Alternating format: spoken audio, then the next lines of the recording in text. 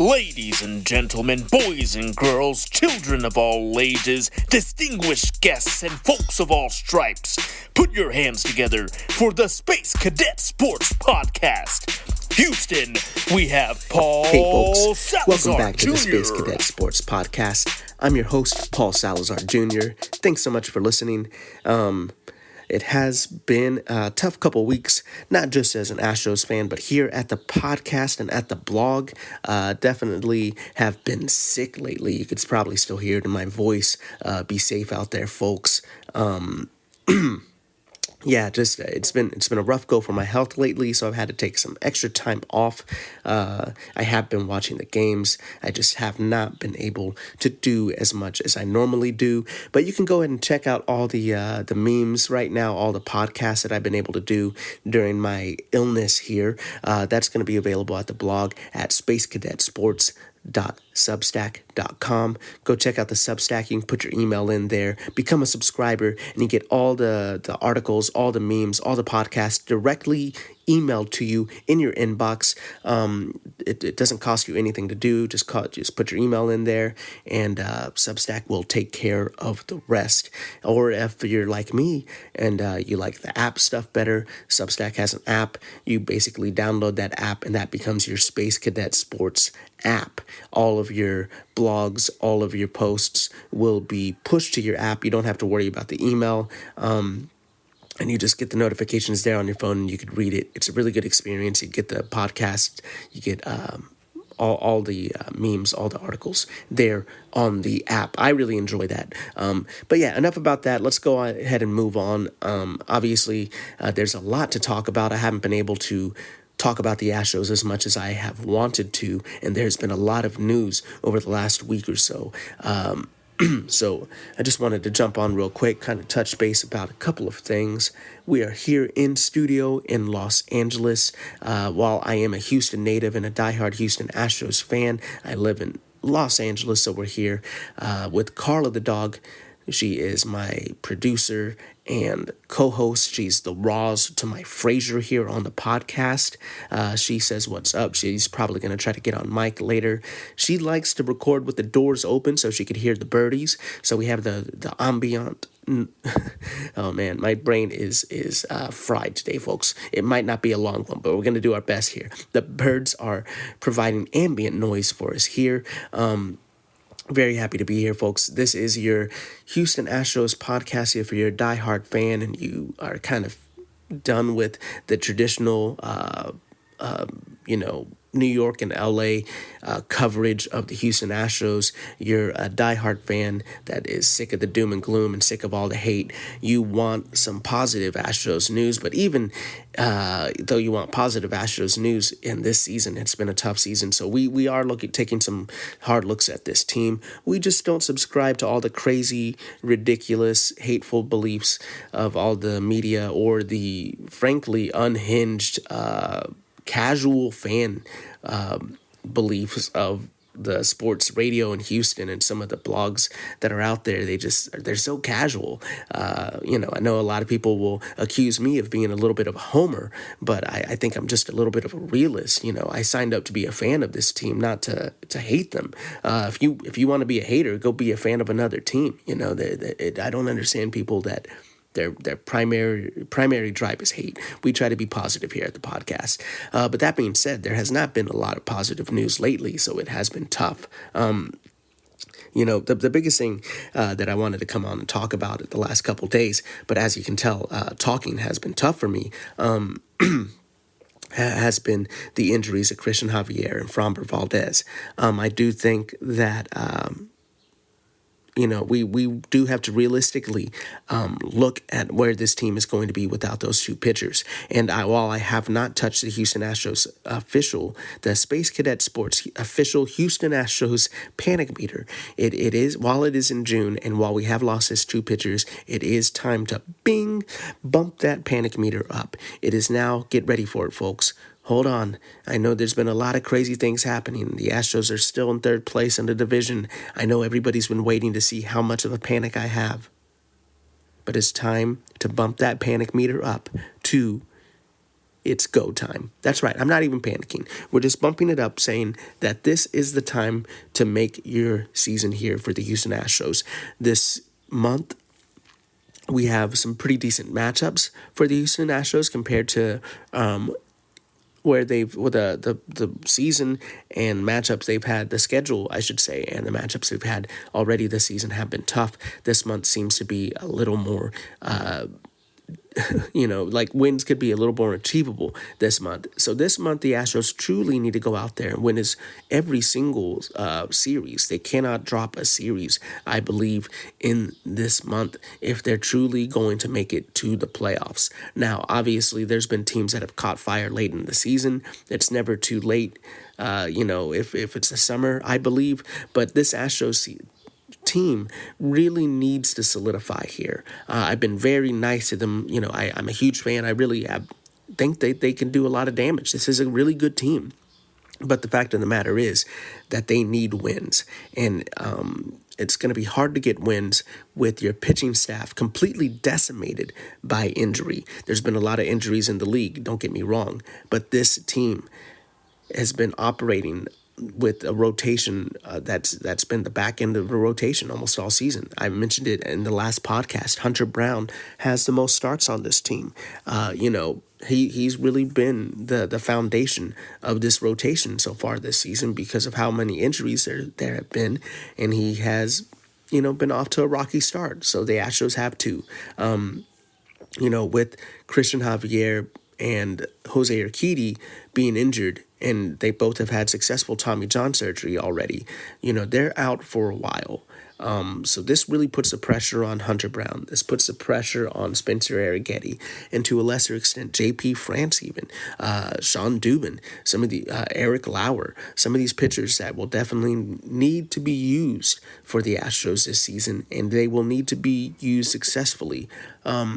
With all these injuries happening, it really is time to really start addressing, the Astros need to win, but also their need to win needs to be balanced by their need to keep pitchers healthy. Now, GM Dana Brown has mentioned that he really doesn't think that he was, rushing Cristian Javier back or trying to rush Urquidy back. And he even mentioned that perhaps J.P. France was rushed back in the in spring training, so I do think there is some honesty to those comments that he's saying. I don't think that they were trying to rush them back. And if anything, they tried to rush JP France back, which they learned, let's not rush pitchers back. We need long-term health.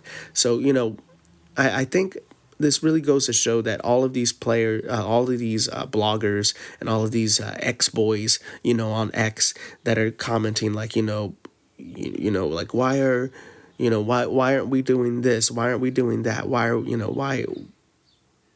I'm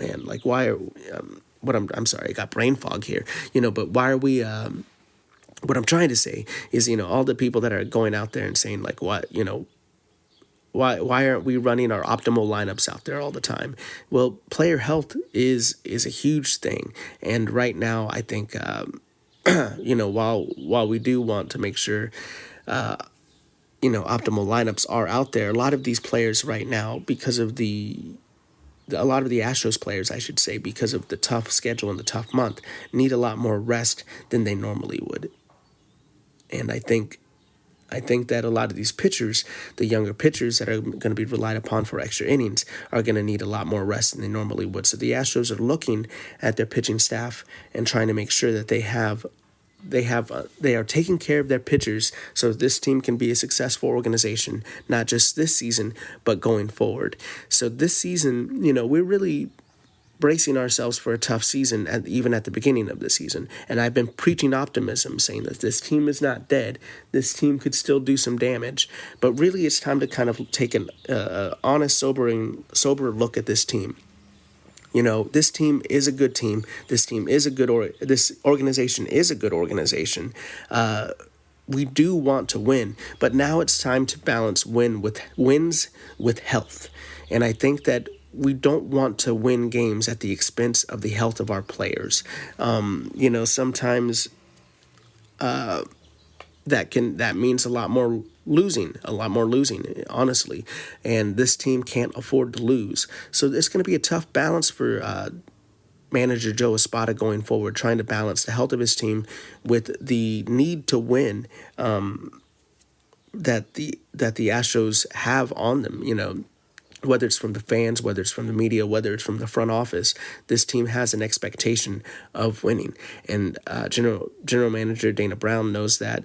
Manager Joe Espada knows that. But it's time to start balancing those wins and that health, and that long-term health, because this is a team that's set up for success. I know it's been a tough season, and I know I'm even saying that we need to take a sobering look at this season. It might not go the way we want it to go. But at the end of the day, we don't want to run this team into the ground when it's a very good team and good organization. And even if this is a slight misstep for this team and we don't win the division this year and we fail to meet some expectations, this team is still set up for the future. We don't want to just run this team and their pitchers and their players into the ground trying to win everything this season when we need everyone healthy to have a successful organization. Obviously, we need health. I need health right now. It's, trying to get to the limp through this podcast. I'm like, this is why I haven't been podcasting. My brain is foggy and my voice is completely deteriorating as we continue to go. But with that being said, what the point that I'm trying to make is that, while we, as fans want the Astros to win every single game, we want every single we want every single decision to be made to have the best player in there at the best time. Sometimes it's about health. And I know I've been a huge supporter of rookie manager Joe Espada because I really think a lot of his moves have been great. There's been very few moves that I've been very critical of. I can honestly, I think he's balanced this team as best as he can and manage his team as best he can. I know a lot of fans have been critical of some of the pitchers that he puts in some situations. Even the other night, putting Nick Hernandez in there. Nick Hernandez was just traded from the Padres to the Astros. One of the recent roster moves that I haven't been able to talk about. He was traded for cash considerations. He was a previous Astros prospect. He is a quadruple A'er, kind of instead of a triple A team, he's kind of been ready to make it to the majors. He just hasn't quite gotten the call yet. He's had decent numbers in Triple A. It's his time. We traded for him. We brought him up, and he was immediately pitching the ninth inning in an important game. The reason why he was in there, a lot of people can be critical of that. He did get good results, but the reason why he was in there is just for player health, because we're running on fumes. The Dana Brown pitching carousel is back at the Astros. We are now trying to find fresh arms, pardon me, wherever we can, and not tax our bullpen and not tax our pitchers. Yesterday was great. Framber Valdez pitched a complete game. It was good to see Framber not just bounce back, but also pitch a complete game, help our pitchers, help our team win, and continue to win. We're going to need more results like this season, folks. And the Astros tend to be the type of team that does well with their backs against the wall. So I haven't completely written them off yet, folks. That's why I'm saying it is just, go time this month. I'm not panicking. I'm just saying this month will really determine how the rest of this season and this offseason will go for the Houston Astros. I know fans have been, saying that, is Dana Brown being genuine when he's saying that the Astros won't be sellers at the deadline? I think he is being genuine. I think that the Astros would have to be in a very tough spot to be sellers at the deadline. I think truly when we're looking at, we have to look at the Houston Astros roster, right? They don't have a lot of things to sell, at least things that they're willing to give away to sell, truly, the Astros are not going to trade away a prospect that they have plans for. I don't think they're going to trade away a Loperfido. There would have to be a big player, a big name starting pitcher coming to trade away a guy like Loperfido. Plus, we've been trading away so many prospects, for the Drew Gilbert trade for Justin Verlander. I don't think this team wants to leverage too many big prospects going forward. I think if they're going to sell anybody, it's going to be like a Chas McCormick. It is going to be, maybe a Trey Cabbage. We have an overwhelming amount of outfielders. We can let some of them go, but really, we're not going to get that much back in return for them. So we're more, putting a package together probably for a bigger piece. So we're traditionally that's going to be a buyer, not really a seller there. I don't think we could sell off Jose Abreu. I don't think the Astros are looking to sell off Josh Hader or Justin Verlander. I don't think the Astros organization wants to trade Bregman. They're not the type of organization that does that. I think the only way that they would trade Bregman is if Bregman requested a trade, which I don't think is going to happen. So I'm saying that I really, I've said it before, I'll say it again. I do not think this team is trading away Bregman at the trade deadline. I don't see that happening. I don't see that there being a world in which that happens unless Bregman is requesting a trade, which I don't see that. I made a bet that if Bregman gets traded, I will happily come on here and humiliate myself by singing a parody song. So I truly don't think that's happening. I don't think they're going to be able to sell off Jose Abreu because I don't think anybody will want Jose Abreu. So I don't think that's happening either. I think the only thing that I could see a slight 3 to 5% reality happening is Justin Verlander or Josh Hader being traded away. And that's only going to happen is if one of those players says that they want a trade. If one of those players demands a trade, I can see the front office going along with it. But besides that, I do not see the Astros selling any players at the deadline, and I don't realistically see either one of those players demanding a trade. I think Hader is in it for the long haul. I don't think he wants to be seen as a disruptor and demand a trade so early into a contract with a team that has had as much success as the Houston Astros have had. I don't see his team wanting that or him wanting those optics. And for Verlander, I just think Verlander likes his team. I think he would have to be traded to either LA or New York. I don't see Verlander wanting to go back to New York, and I don't see Verlander wanting to go to LA right now. I could be wrong, but I do think the highest probability of anybody being traded from the team would be Verlander, but that's still very low to me. I still think that's at a 5% chance that he would demand a trade. I don't see the Astros just trading him away but we'll see. I really think that that's where I'm landing here. Let me know what you think. Let me know if you agree with me on where the Astros will be at the trade deadline, or if you think that they will have any potential to be a seller. I just don't see it, folks. I really don't. I see them picking up pieces. This is still a good team. This is an organization that even if this season isn't going the way they want it to, they're still set up for next season. You don't just throw away the baby with the bathwater, folks. So I don't see that happening, but we shall see. I've been wrong before. We will see how this Astros team picks themselves up here, folks. They're playing against the Angels the rest of this weekend because of the blackout restrictions here in LA. I will be listening to them like an old-timey person on the radio here with Carla. She gets a treat anytime the Astros hit a home run, so let's hope for a lot of home runs from the Astros in this series. They need to sweep them, honestly. That's what they need. They weren't able to do as much damage against the Angels the last series. They need to sweep them here, folks. The Astros are a good team. They need to step it up. They are getting good pitching performances. They're seeming to get better offensive performances. Even Jose Abreu went yard, hit a home run last game.